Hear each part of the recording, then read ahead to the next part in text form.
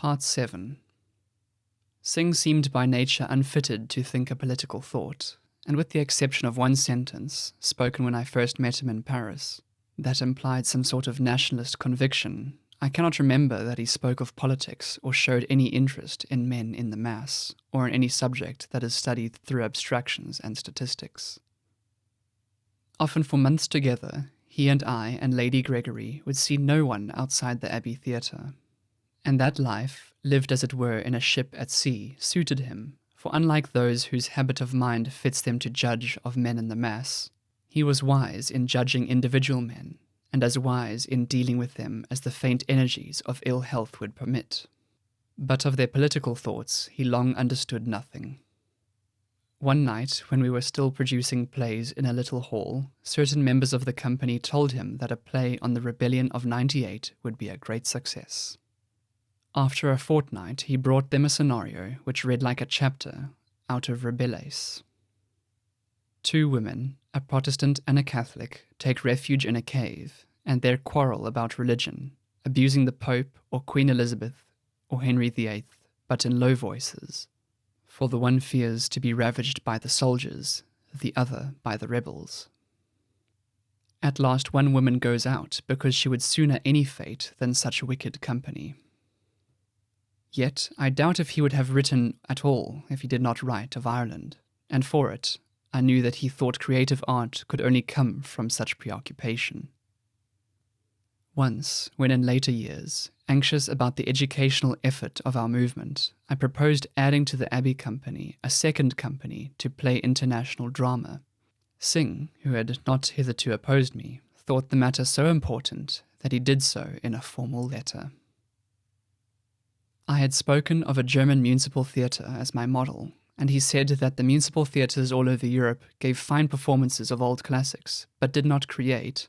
He disliked modern drama for its sterility of speech, and perhaps ignored it,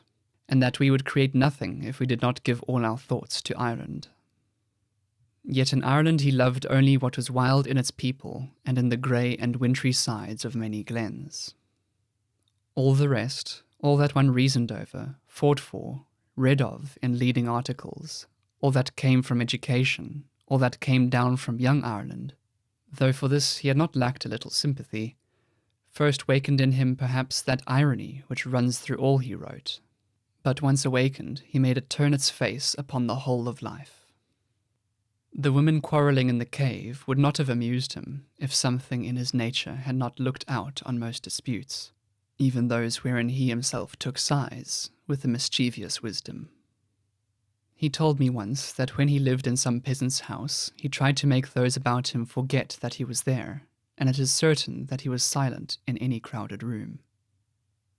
It is possible that low vitality helped him to be observant and contemplative, and made him dislike, even in solitude, those thoughts which unite us to others, much as we all dislike, when fatigue or illness has sharpened the nerves, hoardings covered with advertisements, the fronts of big theatres, big London hotels, and all architecture which has been made to impress the crowd.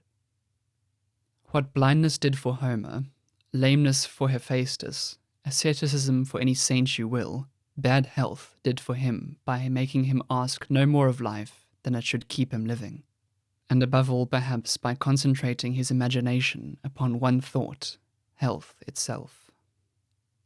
I think that all noble things are the result of warfare, great nations and classes of warfare in the visible world, great poetry and philosophy of invisible warfare, the division of a mind within itself, a victory, the sacrifice of a man to himself. I am certain that my friend's noble art, so full of passion and heroic beauty, is the victory of a man who in poverty and sickness created from the delight of expression and in the contemplation that is born of the minute and delicate arrangement of images, happiness and health of mind. Some early poems have a morbid melancholy, and he himself spoke of early work he had destroyed as morbid, for as yet the craftsmanship was not fine enough to bring the artist's joy, which is one of substance, with that of sanctity. In one poem he waits at some street corner for a friend, a woman perhaps, and while he waits and gradually understands that nobody is coming, sees 2 funerals and shivers at the future.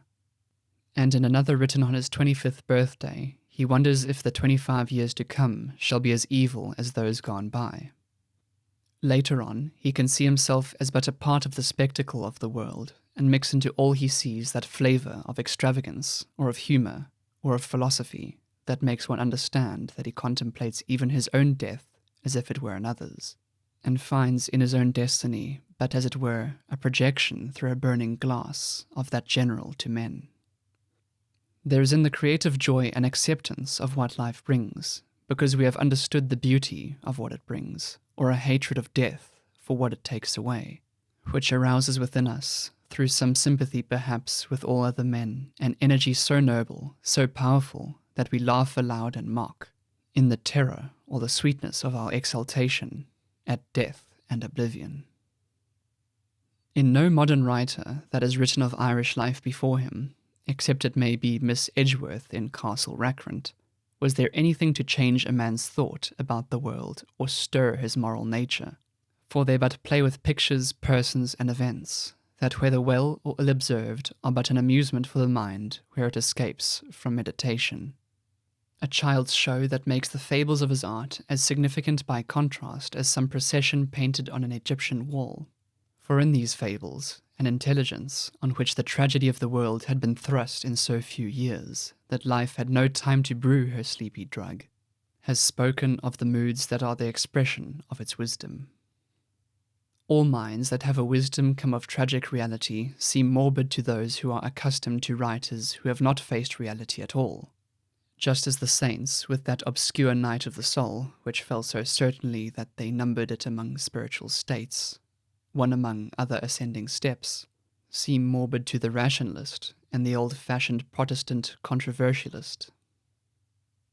The thought of journalists, like that of the Irish novelists, is neither healthy nor unhealthy, for it has not risen to that state where either is possible. Nor should we call it happy, for who would have sought happiness if happiness were not the supreme attainment of man in heroic toils in the cell of the ascetic, or imagined it above the cheerful newspapers, above the clouds?